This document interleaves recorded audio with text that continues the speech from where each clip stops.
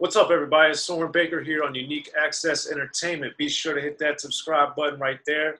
Right there is free, y'all. Keep doing it so we can keep bringing you guys these interviews, man. We've been having a lot of great ones lately, and we want to keep building and growing the channel so we can keep that going.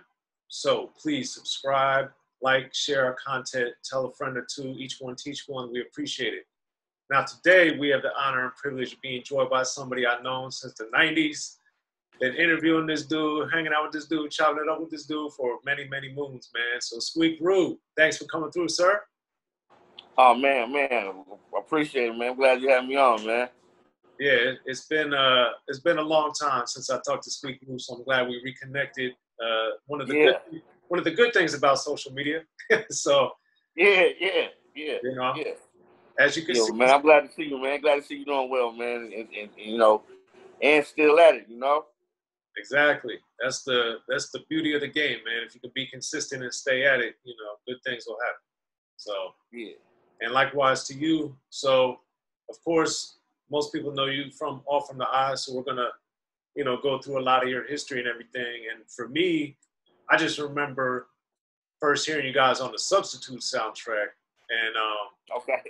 I never saw the movie, but I had the soundtrack because that was right. Yeah. Never saw the movie. Yeah. That was a pretty good movie. You know what I'm saying? One of those. I wouldn't want to. I guess you would call it one of those B movies or whatever.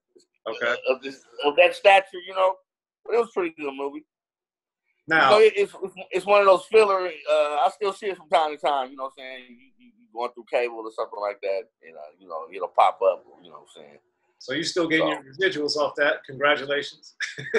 Yeah. Yeah, I know that. Yeah, they're not as much as they used to be. Yeah, well, hey man, any money's always right on time. Right.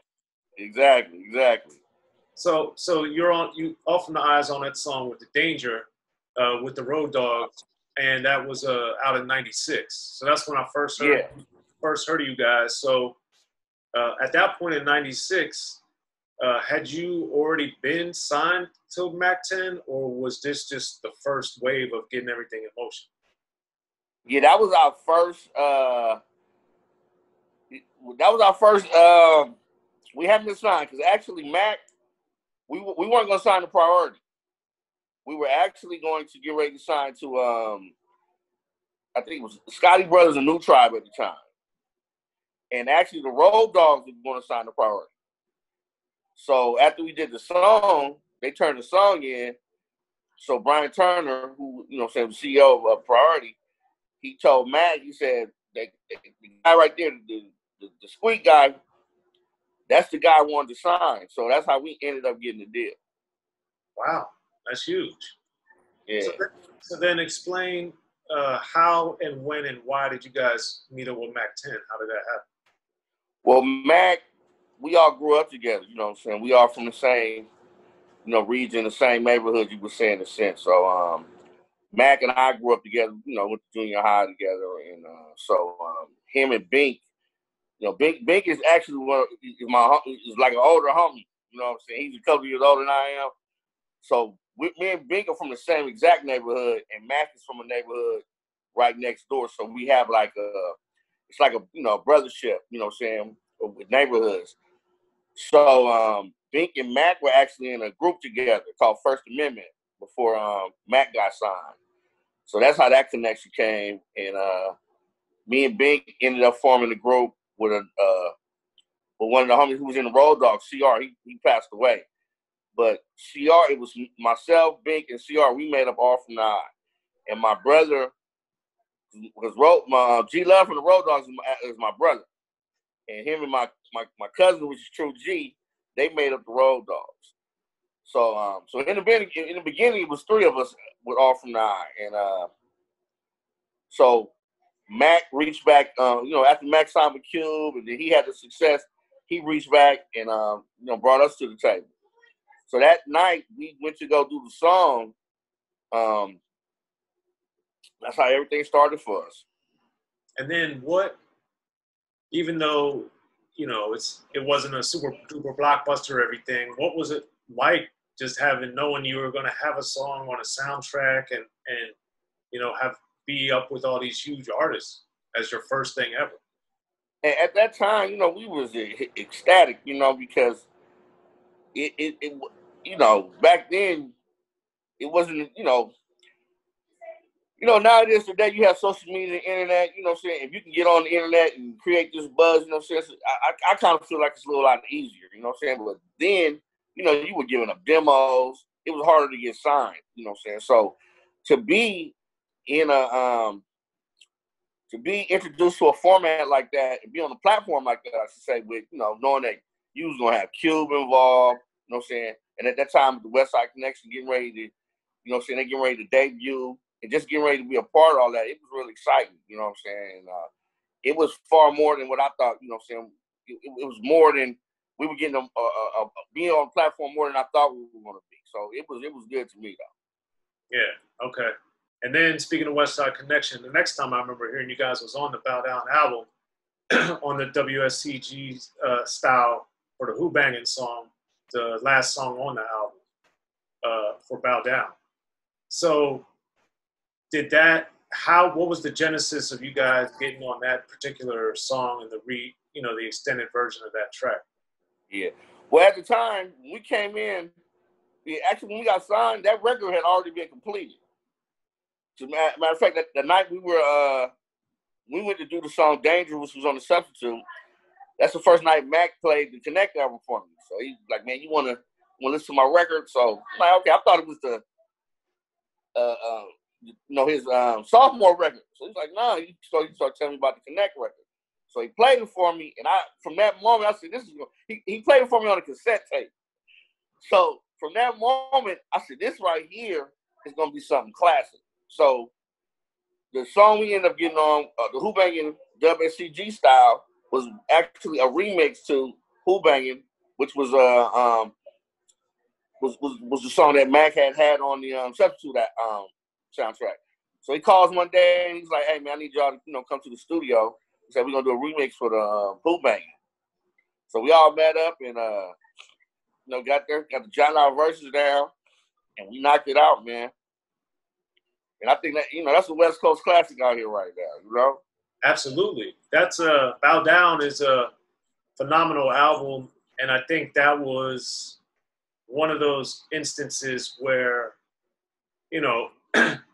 the West had been quiet, I'd say, as far as saying anything as to the disrespect that had been going on for years. And I think that was one of the early, if not the first main kind of shot fired back.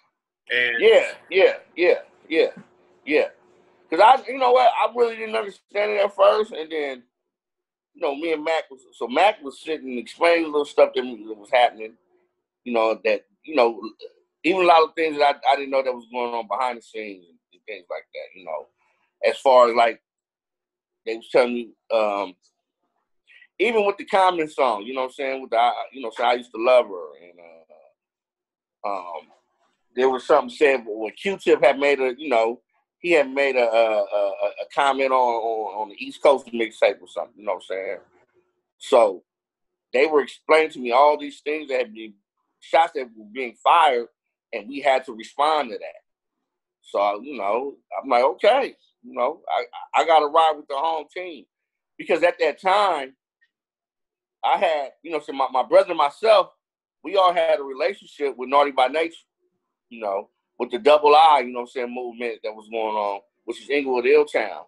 So, Naughty had always been family to us, you know what I'm saying? And also, Naughty had a relationship with, LV and the South Central Cartel and all that. So we all had this, this kind of bridge with, an East Coast, group, So, and they was just explaining to me, man, that we had to make a statement, you know what I'm saying? And that's all the record was really, for. Just to make a stand and let the West Coast is here, and we are a force in this industry. Right. And before I forget, let's get into this Naughty by Nature connection thing, because I think a lot of people probably don't know much or anything about that. How and why did that come about, and what was the process like for you learning, being around that? Well, actually, my brother and Tretch had formed a relationship. So they had told my brother, you know, KG and Tretch had told my brother, if you ever come to Jersey, you know, we got you. And he got a ticket. He got a ticket from one of my homies, and him and my cousin True G, they jumped on a plane and just went there, man. They just went there. Nardi put them up. They actually stayed on their. They stayed in KG's old house on the block on 118. And he's in and it was sort of, I guess, like a frat house because it's my brother, it's Jaheim, you know, saying some of the guys I think from Next were there, you know, so because Naughty was actually supposed to put the Road Dogs out, you know what I'm saying? So, and you know how, you know, things happen and they didn't want to wait as long, you know, because sometimes, you know, some artists put other artists out and those artists take success. So other guys, you know, you get left on the back burner, you know. So they didn't want to wait any time long. So Mack told them to come on home and they came home and, you know, and Mack gave the Road Dogs a deal. Right. But Naughty's they still been family, man. You know, even through all the, you know, saying the turmoil that was going on with the East Coast, West Coast thing, Naughty they still remained our family, though. Yeah. And that's one of the things that I think is important is always that so many artists had so many deep connections on a brotherhood level from different parts of the country that it wasn't this whole everybody hated everybody thing. Yeah. Much more specific, you know, than I think a lot of people realize. So it's important to like showcase that type of thing. So when the album Bow Down came out and it was so successful, you know, your guys' debut album was still a little ways off, but what did that teach you about the game and like how to do things, how to work things, how to make things happen, how not to do things? Like, what did you learn in this end of 96, beginning of 97 era? Well, business, because actually, you know, Big and myself, when we came in the game, man, we didn't really know a lot of the, you know, the format of how the business run, you know what I'm saying, or ran. So a lot of times we just started going up to the record label and we would just sit back and hang out and you have to watch and see what everybody does and what part everybody plays in, you know, setting up a record and, you know, determining how successful a record is going to be, you know what I'm saying? Even with learning what singles to put out, you know what I'm saying? What time of the year to put this record out, you know what I'm saying? So we learned a lot of that. And I didn't know all that made a difference, you know what I'm saying? You know, even the points of, hey, this guy over here is a hot artist right now. We don't want to put a record out next to his record, you know what I'm saying? Because you don't want your record to get drowned out, you know what I mean? So you learn all the specifics of how to put a record out. And just the business aspect, that's what I learned the most. Just from that record. Be sure to check out the History of Gangster Rap by Soren Baker. He's official. History of Gangster Rap features exclusive interviews with Ice-T, Snoop Dogg, MC Ren, the D.O.C, and dozens of others. The History of Gangster Rap, a definitive look at how Los Angeles changed rap forever. In Los Angeles, the streets definitely set the tone of the hip-hop music. At 19, I got a $50,000 car. My whole angle always was, I'll be street, but I will always tell you the horrors that go along with this life. There will be penalties and casualties for just wearing the wrong color in somebody's neighborhood. And once gangster rap made it from the streets to the TV, the genre exploded. With Fab 5 on Yo MTV Raps with NWA. Yo MTV, it just catapulted us from being local heroes to national gangbang rappers. The History of Gangster Rap discusses it all from 1980 up till today. It's always gonna be shit happening in the streets. You know what I mean? So it's always gonna be something to talk about. The History of Gangster Rap in stores now.